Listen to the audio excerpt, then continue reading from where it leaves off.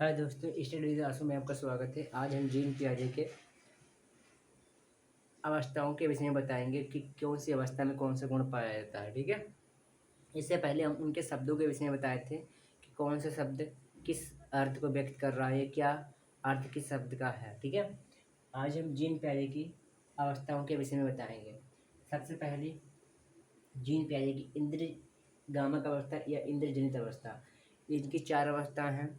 पहली है संवेदी पेशी या इंद्रजनित अवस्था, दूसरी पूर्व संक्रियात्मक अवस्था, तीसरी मूर्त संक्रियात्मक अवस्था, चौथी अमूर्त संक्रियात्मक अवस्था। ठीक है। और पहली अवस्था का समय है 0 से 2 वर्ष, दूसरी है 2 से 7 वर्ष और तीसरी 7 से 11 वर्ष और चौथी 11 से 15 वर्ष। ये यूपी टेट या अदर स्टेट के जो एग्ज़ाम होते हैं उनसे समयकाल उनमें समयकाल पूछा जाता है। लेकिन सीटेट में आवश्यक रूप से 2 या 1 क्वेश्चन आएगा और वह अवस्थाओं के माध्यम जो अवस्थाओं में शब्द हैं उसी में क्वेश्चन पूछा जाता है। ठीक है। जैसे पहला है मूल प्रवृत्ति का गुण। जीन पियाजे की संवेदीगामक अवस्था में मूल प्रवृत्ति का गुण पाया जाता है, क्योंकि बालक अपनी मूल प्रवृत्ति के माध्यम से सीखता है। जैसे हंसना है, रोना है और सोना है, खेलना कूदना, ये उसके मूल प्रवृत्ति के अंतर्गत आती हैं। मैकडूगल एक साइकोलॉजिस्ट थे जिन्होंने मूल प्रवृत्ति को 14 माना था। मूल प्रवृत्ति को 14 माना था और कहा था कि प्रत्येक मनुष्य में 14 प्रकार की मूल प्रवृत्ति पाई जाती हैं। उनमें हंसना, रोना, सोना, इस प्रकार की मूल प्रवृत्ति जो जीन पियाजे की संवेदीगामक अवस्था में पाई जाती हैं, उन्हीं के माध्यम से बालक सीखता है और कार्य करता है। ठीक है। दूसरे वस्तु स्थायित्व का गुण। जीन पियाजे की पहली अवस्था में वस्तु स्थायित्व का गुण पाया जाता है। जैसे कोई भी वस्तु अगर उसके माता पिता दिखाते हैं और उसको छिपा लेते हैं तो बालक समझता है कि वस्तु तो है, और लेकिन वस्तु आंखों से ओझल हो गई है, उसके माता पिता उसे दिखाना नहीं चाहते। यह वस्तु स्थायित्व का गुण पाया जाता है। अनुकरण। अनुकरण मानो किसी की नकल करना या किसी को देखकर उसके हिसाब से अपने को कर दोहराना। जैसे मान लीजिए किसी ने हमको कहा है कि जैसे जब बालक प्राथमिक स्कूल में जाता है तो उसको सबसे पहले छोटा और बड़ा दोहराने के लिए दिया जाता है कि उसको दोहराओ। तो जो कार्य किसी अध्यापक या मम्मी पापा के द्वारा दिया जाता है और स्वयं उसको उसी के हिसाब से करना होता है, तो यह अनुकरण है। किसी को देखकर उसके हिसाब से कार्य करना या नकल करना अनुकरण है। ठीक है। और इंद्रियों के माध्यम से सीखना। इस अवस्था में बालक अपनी इंद्रियों के माध्यम से सीखता है। जैसे अंगूठा चूसना, अंगूठा चूसना, और कभी कभी किसी को देखकर, किसी को देखकर मुस्कुराता है। ठीक है। ये समस्त गुण इंद्रियों के माध्यम से सीखता है। और मानसिक निरूपण। इंद्रिय जनित अवस्था में मानसिक निरूपण का गुण पाया जाता है। कोई बालक अगर किसी आवाज़ को सुनता है तो अपने मन में यह चित्र बना लेता है कि कोई वस्तु या किसी जानवर की कोई ना कोई तो आवाज़ है। जो जैसे कुत्ता अगर भौंक रहा है तो वह समझ जाएगा कि हाँ कुत्ता भौंक रहा है। 0 से 2 वर्ष की अवस्था में यह गुण आ जाता है बालक के अंतर्गत, लेकिन पूर्ण रूप से यह विकास नहीं हो पाता है। वो अवस्थाओं में आवाज़ में अंतर नहीं कर पाता है। ठीक है। और दूसरी अवस्था है, पहली संवेदीगामक अवस्था होगी जिसका 0 से 2 वर्ष माना जाता है, और दूसरी है पूर्व संक्रियात्मक अवस्था। पूर्व संक्रियात्मक अवस्था। संक्रिया माने किसी गणना करना, गुणा भाग, जोड़ घटाव इत्यादि। संक्रिया का मतलब ही होता है गुणा करना, जोड़ करना, भाग करना। अवस्था जो 2 से 7 वर्ष। ठीक है। कहते हैं गुणा जोड़ भाव भाग या घटाव से पहले की अवस्था, जिसमें बालक ये सब समस्त क्रियाएं ना कर पाता, उसके पहले की अवस्था। पूर्व माने पहले। ठीक है। इसमें बालक के अंतर्गत पहला, दूसरा, तीसरा, चौथा अविलोम्यता, अविलोम्यता का गुण पाया जाता है। और दूसरा है संरक्षण का अभाव। संरक्षण का अभाव। तीसरा है जीववाद। चौथा है पहला अभिलोमिता, संरक्षण का अभाव, जीववाद, और इसके बाद में अहम केंद्रितता। ठीक है। जीन पियाजे की दूसरी अवस्था पूर्व संक्रियात्मक अवस्था में बालक अभिलोमिता का गुण पाया जाता है। इसमें बालक को भी अगर किसी बालक को जिसे कहा गया कि 5 और 2 7, और उसे अगर कहा गया कि 7 में अगर हम 2 घटा दें तो कितना आएगा और कैसे आएगा, ये समस्त क्रियाकलाप न कर पाना अभिलोमिता कहलाता है, जो पूर्व संक्रियात्मक अवस्था में पाया जाता है। ठीक है। जीन पियाजे की दूसरी अवस्था में पाया जाता है। और संरक्षण का अभाव, मूल प्रवृत्ति में थोड़ा सा बदलाव कर देना और बालक के द्वारा उसकी मूल प्रवृत्ति को ना पहचान पाना संरक्षण कहलाता है, जो पूर्व संक्रियात्मक अवस्था में पाया जाता है। जैसे अगर किसी बालक को हमने गिलास दिखाया है और उसके बाद में अगर हमने उसी गिलास को जग बना दिया है और उससे पूछा गया है कि गिलास कहाँ है, तो वह यह पहचान ना पाना कि गिलास कहाँ है, किस तरीके से जग बना है, तो यह पूर्व संक्रियात्मक अवस्था के अंतर्गत जीन पियाजे की आएगा। ठीक है। और जीववाद, जीव मतलब जीव और वाद, वह वस्तु जो बालक उसके अंतर जीवन मानकर रखता है। जैसे किसी बालक के द्वारा अगर खिलौने को सजीव माना जाता है, जैसे अगर वह गिरेगा तो बालक खुद रोने लगेगा और बालक उसको पानी पिलाएगा, दूध पिलाएगा, समस्त क्रियाएं जो सजीव व्यक्ति के साथ की जाती हैं और वह निर्जीव व्यक्ति के निर्जीव वस्तु के साथ करता है, तो वह सजीवता का गुण पाया जाता है, जो पूर्व संक्रियात्मक अवस्था में पाया जाता है। ठीक है। और अहम केंद्रितता, जीव पूर्व संक्रियात्मक अवस्था में जीन पियाजे की दूसरी अवस्था में अहम केंद्रितता का गुण पाया जाता है। जैसे बालक के मम्मी पापा अगर किसी दूसरे पड़ोसी के बालक को गोद में ले लेते हैं तो बालक उसको देखकर रोने लगता है, तो वह सोचता है कि हमसे ज़्यादा मम्मी पापा उसको प्रेम कर रहे हैं। वह स्वार्थी बालक भी होता है, इसे अहम केंद्रित कहते हैं। वह दूसरों के हित को ना सोचकर स्वयं के हित को सोचता है, तो वह अहम केंद्रित होता है। जीन पियाजे की दूसरी अवस्था में पाया जाता है। और इसके बाद में तीसरी विशेषता या तीसरी अवस्था है मूर्त संक्रियात्मक अवस्था। जीन पियाजे की तीसरी अवस्था है मूर्त संक्रियात्मक अवस्था।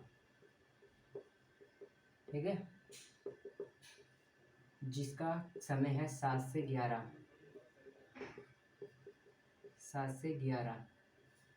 ठीक है। इसमें संरक्षण का गुण पाया जाता है। पहला है संरक्षण का गुण पाया जाता है। मूर्त संक्रियात्मक अवस्था में बालक में संरक्षण का गुण आ जाता है। ठीक है। और पूर्ण रूप से विकास हो जाता है। तार्किक चिंतन प्रारंभ। ठीक है। और तीसरा है विलोम्यता का गुण।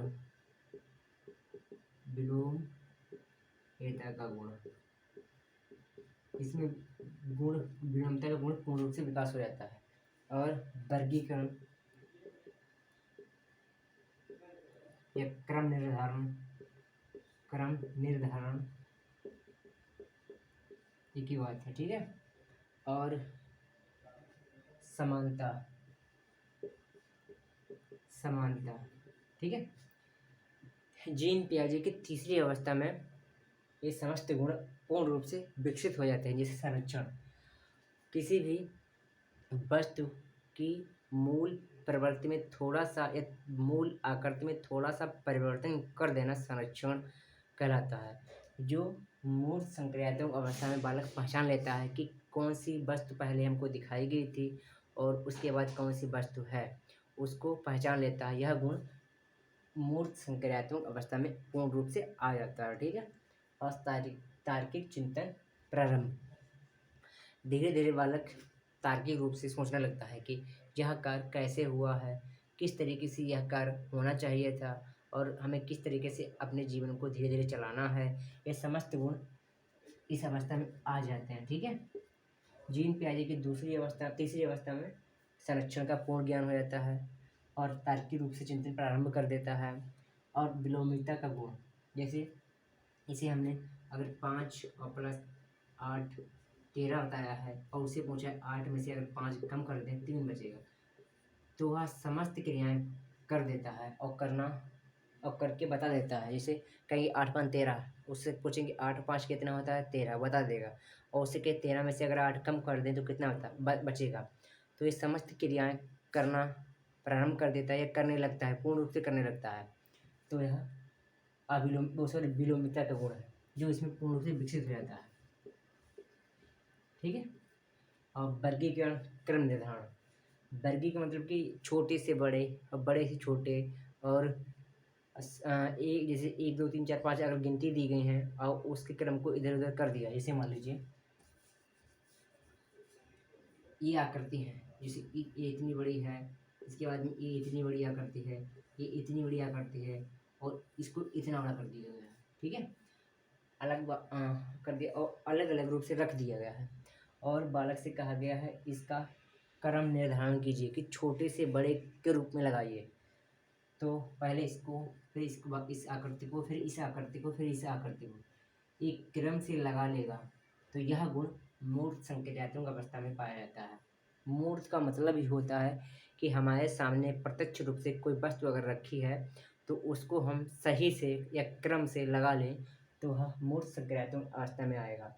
और वर्गीकरण क्लासिफिकेशन, इसको बता भी सकते हैं कि कौन सी अवस्था छोटी है, कौन सी बड़ी है और किसकी आकृति कैसी है। समस्त गुण इस अवस्था में आ जाते हैं। ठीक है।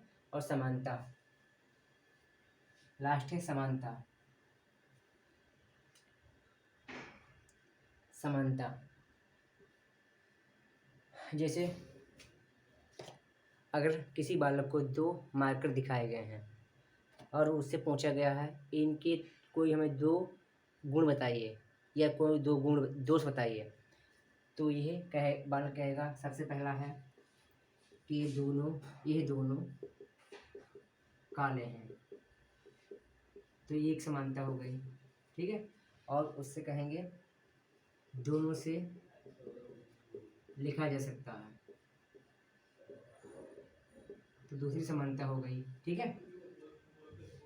दोनों के गुण एक समान मिलना, मतलब इस अवस्था में बालक के द्वारा किसी वस्तु या किसी व्यक्ति के ऐसे गुण या ऐसे गुण दोष जो दोनों में समान रूप से हों उनको बता पाना तो समानता कहलाता है।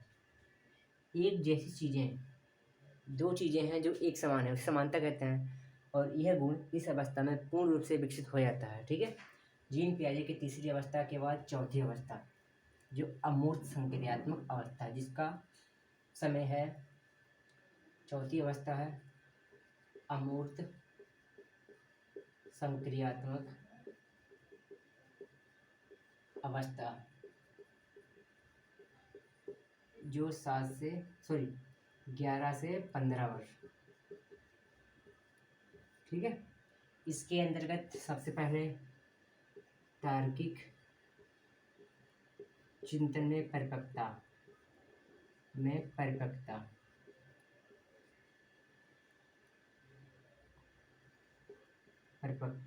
ठीक है। तार्किक चिंतन में परिपक्वता, और है अमूर्त चिंतन। चौथा है निगमनात्मक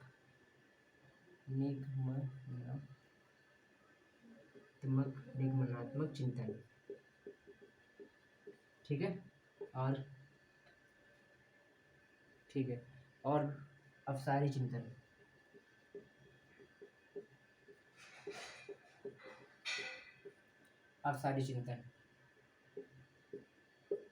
जीन पियाजे की चौथी अवस्था में जो 11 से 15 वर्ष की उसका समय काल है। ठीक है। उसके अंतर्गत बालक तार्किक रूप से सोचने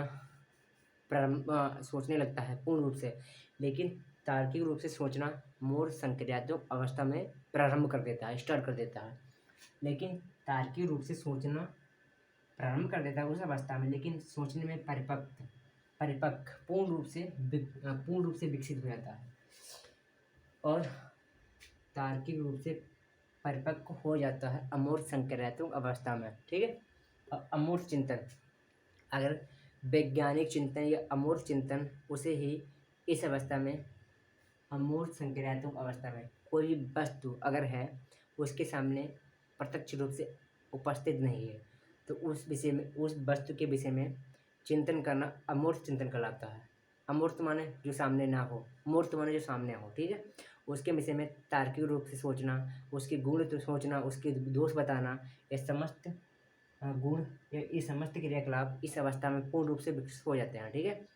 अब निगमनात्मक चिंतन, इसका मतलब होता है कि पहले नियम बताना, यह एक विधि होता है, और उसके बाद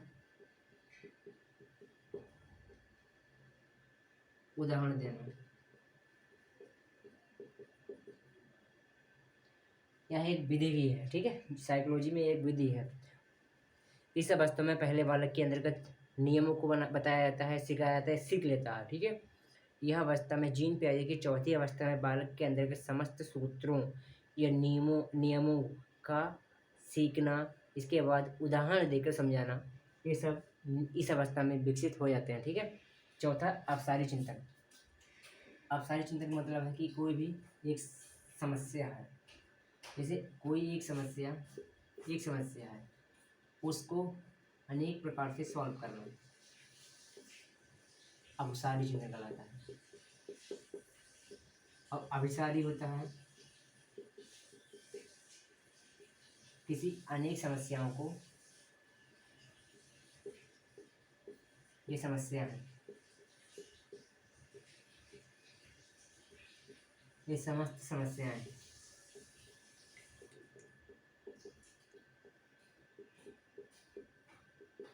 लेकिन उसका ये सलूशन है, इसका निराकरण, समस्या का सुझाव या हल। उसका अनेक समस्याओं का हल सिर्फ एक ही माध्यम से हो सकता है, तो है अभिसारी चिंतन। और एक समस्या है, उसका हल अनेक प्रकार से, ये इसका हल, ये भी। ठीक है। जैसे कोई एक समस्या है, उसका सल्यूशन अनेक प्रकार से अगर हम कर सकते हैं तो अपसारी। ठीक है। और कोई अनेक समस्याएं हैं, उनका हम अगर सॉल्यूशन एक ही प्रकार से कर सकते हैं तो वो अभिसारी है। ठीक है। ये गुण इस अवस्था में पूर्ण रूप से विकसित हो जाता है। जीन पियाजे की 4 अवस्था हैं, जिससे सी-टेट में क्वेश्चन हमेशा पूछेगा। आज हम यहीं तक पढ़ेंगे। इसके बाद आगे कल हम बायोस्की, कोहलबर्ग और चौमास्की और थर्नडाइक को हो सकता 2-1-3 में पूर्ण करेंगे, फिर इसका पेडागोजी पढ़ाएंगे। चलिए, स्टडी विद आंसर को सब्सक्राइब कीजिए और लाइक कीजिए, शेयर कीजिए। धन्यवाद।